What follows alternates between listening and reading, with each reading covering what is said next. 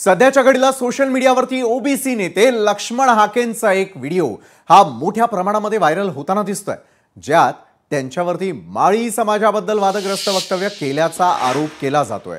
ओबीसींचं नेतृत्व माळी समाजाकडून धनगर समाजाकडे जात असल्यानं त्यांच्या पोटात दुखतंय असं लक्ष्मण हाकेंच्या या व्हायरल व्हिडिओमध्ये ऐकायला मिळतं।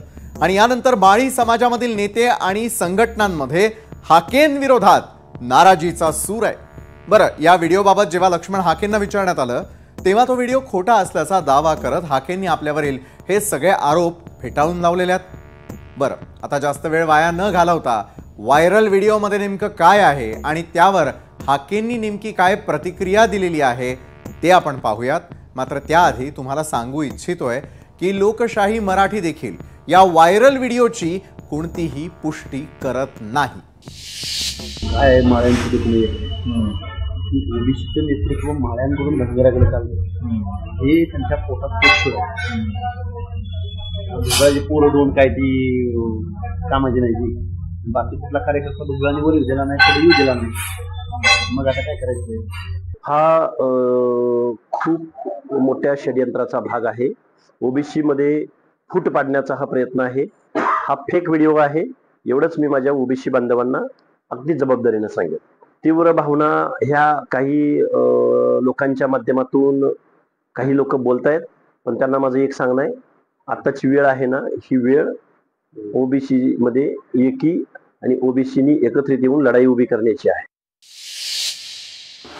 बरं, ओबीसीनी एकत्र यावं असं आवाहन एका बाजूला लक्ष्मण हाके करताना त्यांनी दिलेल्या स्पष्टीकरणामध्ये स्पष्टपणे दिसतंय। बरं, या सगळ्या वादग्रस्त घडामोडींच्या पार्श्वभूमीवरती ओबीसी समाजात आणि राजकीय वर्तुळामध्ये देखील चर्चा सुरू आहे। काही नेत्यांनी मात्र लक्ष्मण हाके यांच्या विरोधात टीका केली आहे। समाजातील एकजुटीला बाधा पोहोचवू नये यासाठी सर्वांनी शांती ठेवण्याचं आवाहन केलं जात आहे। मात्र जर का लक्ष्मण हाके म्हणत असतील की हा व्हिडिओ खोटा आहे, तर मग असा व्हिडिओ तयार करून आणि समाजात तेढ निर्माण करून कुणाचा काय फायदा होणार आहे?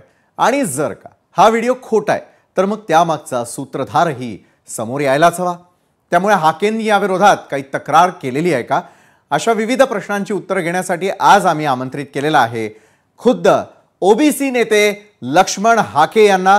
तसंच हाकेंच्या म्हणण्यानुसार जर का व्हिडिओतील आवाज त्यांचा नाही आहे तर मग सामाजिक सलोखा बिघडवून वातावरण गढूळ करणं हे कितपत योग्य आहे यावरही चर्चा झालीच पाहिजे। त्यासाठी यावेळेला आपल्या सोबत असतील ओबीसी नेते मंगेश ससाणे आणि मराठा समन्वयक गंगाधर काळकुटे देखील या चर्चासत्रात आहे। तिन्ही मान्यवरांचं मी स्वागत करतो। लक्ष्मण हाके, मी आपल्यापासून खरं तर सुरुवात करेल। आम्ही दोन्ही व्हिडिओज दाखवले, जो व्हिडिओ सध्याच्या घडीला व्हायरल आहे आणि त्यावरती तुम्ही केलेला खुलासा देखील आहे।